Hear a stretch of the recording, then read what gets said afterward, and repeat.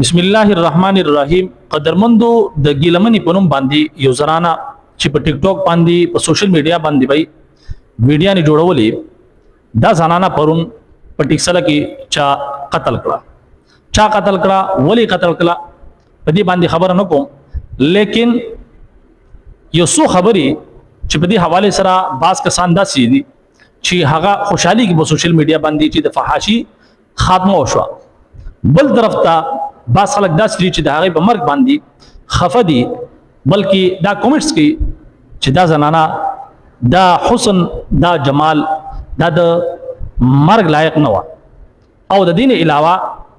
د هغې د دې زنانه په جنازه کې داسې څه وشو چې په دغې جنازه کې زموږ ستاسو لپاره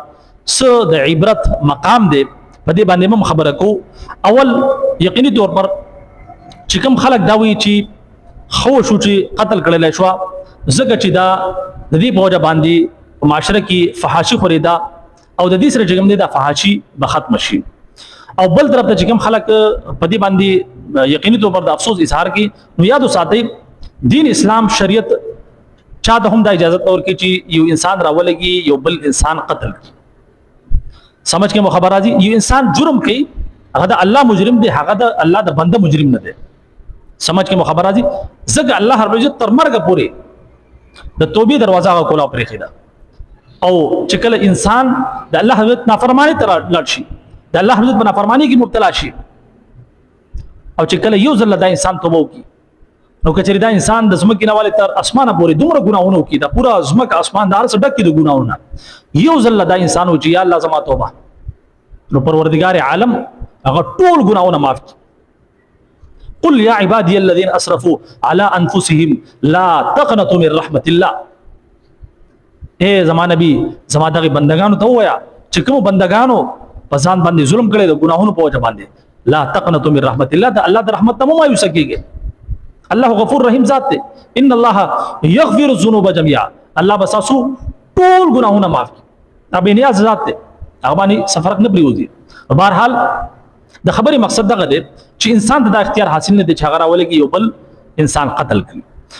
بل طرف ته چې کوم خلک دا لګیا دي چې بھائی د دې زنانه په وجه باندې فحاشي خورېده او د دې سره چې کوم د فحاشي به ختم شي، یاد وساتئ چې کوم دا زنانه دې مقام ته را رسېدله، په دې کې صرف دا زنانه قصورواره نه ده، بلکې په دې کې هغه ټول خلک هغه ټول غیرتمند مختانه چې ځان ته غیرتمند وي او مسلمانان وي، دغه ټول پکې یقیني طور پر د برابر شریک دي چې کوم پښتنو کوم مسلمانانو دغه مقام ته دا زنانه راورسوله.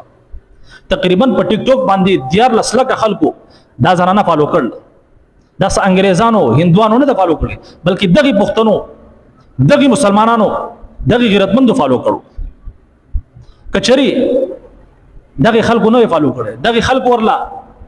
ویډیو نه نوی کتلې نوی شیر کړي، نو یقیني طور پر د مقام تبا دند رسیدا چې هغه ګوري چې یو ویډیو اپلوډ کی او په هغه باندې باقاعده ویوز راشي، هغه وایرل شي، شهرت ورته ملاو شي، نو هغه بیا دا کوشش کوي چې څومره زه فحاشي خورم څومره فحش ویډیو جوړم دومره باغزیات وایرل کیږي. نو یقیني طور پر دا چې کوم دغه مقام تر رسول ده، په دغه کې دغه 14 لک خلک دغه 14 لک پښتانو برابر شریک دي چې فالو کړي دا. بیا ظاهره خبره ده د سوشل میډیا باز خلک دا وایي چې سوشل میډیا د شیشه د چې باندې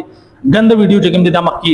زیاته خوري. یاد وساتئ دا د سوشل میډیا الګوریتم دی چې څومره ویډیو څومره زیات خلک ګوري او مکمل ګوري، نو دومره هغه ویډیو مخکې ځي، لکه دا الګوریتم دی. نو دا چې کوم دا ویډیو نه مخکې ځي، دا زمونږ د معاشري عکاسي کې چې زمونږ پښتانو زمونږ مسلمانان کومې ویډیو نه زیاتې ګوري، نو یقیني طور پر بیا صرف په دغه نه بلکې په لکاو روپۍ چې کوم دی دغه مسافر بالخصوص رونه چې خپل ښځه پرېږدي، خپل مور پلار پرېږدي، خپل ماشومان بچي پرېږدي، لاړ شي مسافرۍ ته،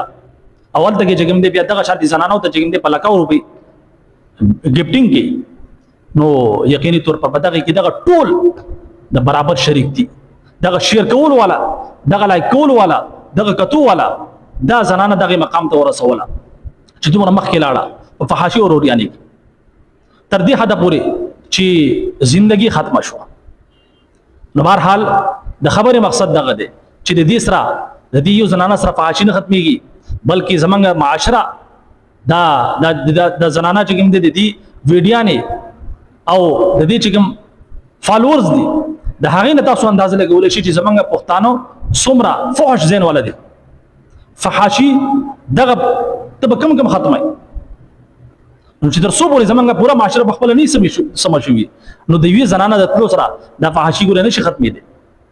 دغه یو زنانه لاړه لیکن دغه پلکاو خلکو چې فالو کړو دا خو به د دنیا کې لا موجود دي بله به راپاسې دغه خلک بیا سپورټ کوي نو یاد وساتئ په دغه جرم کې دغه ټول خلک